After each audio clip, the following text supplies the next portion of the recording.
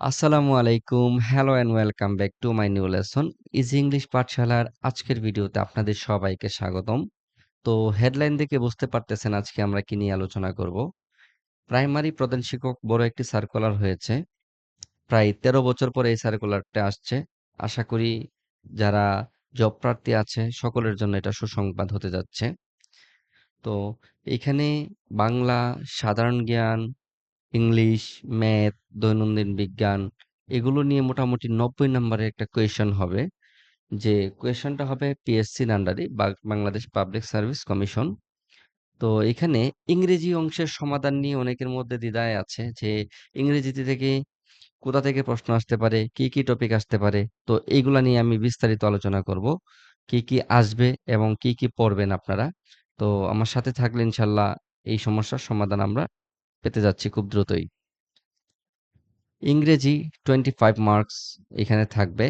যেখানে parts of speech থেকে ২ marks থাকতে পারে।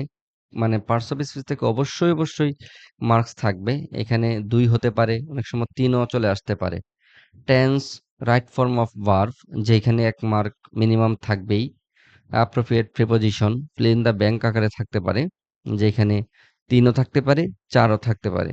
তো অ্যাপ্রোপ্রিয়েট প্রিপোজিশন খুব গুরুত্ব সহকারে যদি শেখা হয়, লাইক প্রিভিয়াস কোয়েশ্চেন গুলো যদি আয়ত্তে আনা যায় এবং অ্যাপ্রোপ্রিয়েট যদি যে প্রশ্নগুলো আসছে, এগুলা যদি খুব ভালো করে পড়ে তাহলে প্রিপোজিশনে ৪ এ ৪ পাওয়া খুব সহজ।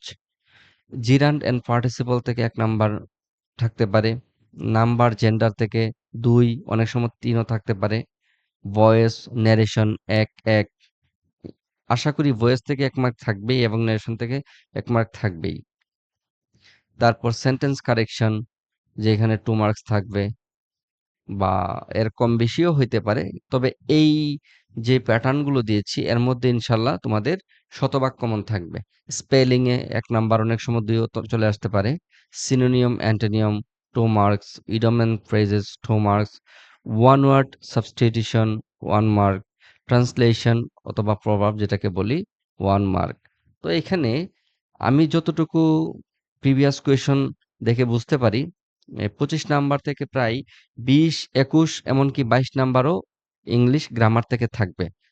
অনেক সময় ২০ মানে কমপক্ষে ২০, এরপরে ২২, ২৩ এমনও থাকতে পারে যেখানে ইংলিশ গ্রামার থেকে থাকবে। আর ইংলিশ লিটারেচার ৪ থেকে ৫ মার্ক থাকবে। এখন প্রশ্ন থাকতে পারে ইংলিশ লিটারেচার তো আমরা সচরাচর পড়ি না, এটা কোথায় থেকে আমরা পড়বো?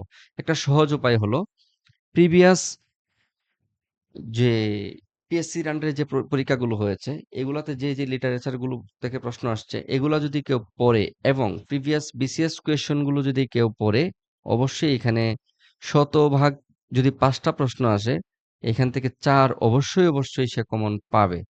আর যদি ৩ আসে, ২ আসে, মোটামুটি 100% কমন পড়ে যাওয়ার কথা। তো আশা করি এই ভিডিওটি দেখে সকলেই ইংলিশের বিষয়ে একটু যেই কনফিউশন ছিল এটা দূর হবে। তো তোমরা সবাই ভালো থেকো। তোমাদের সাথে আবার দেখা হবে নতুন কোনো দিনে, নতুন কোনো ভিডিওতে। আসসালামু আলাইকুম ওয়া রাহমাতুল্লাহ।